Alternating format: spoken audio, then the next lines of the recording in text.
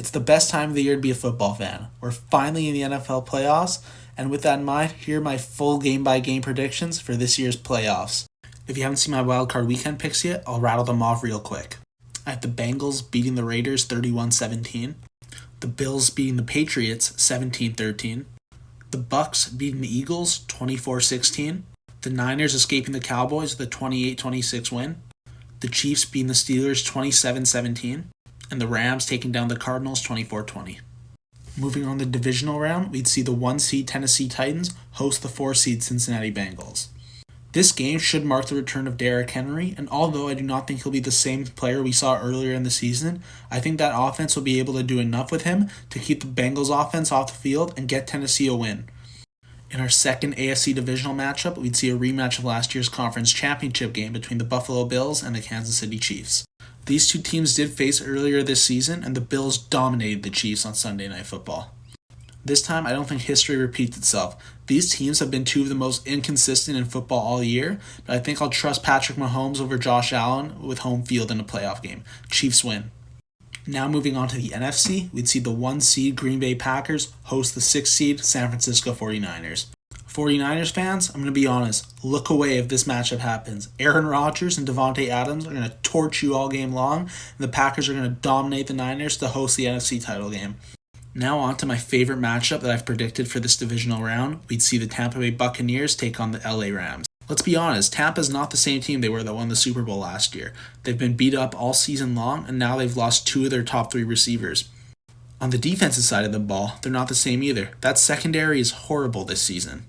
With all this in mind, the LA Rams should win this game, but I just can't bring myself to take Matt Stafford, who's been way too inconsistent for me over the last month of the season, to take down Tom Brady in Tom Brady's stadium in a playoff game.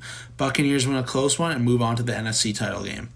Now on to my AFC Championship prediction. We'd see the 1 seed Tennessee Titans host the 2 seed Kansas City Chiefs. Once again, this is such a fascinating matchup because these are two completely different styles of football. The Chiefs are a finesse team who like to throw the ball, while the Titans will just run the ball down your throat. The teams played earlier this season in Tennessee, and the Titans dominated the Chiefs 27-3.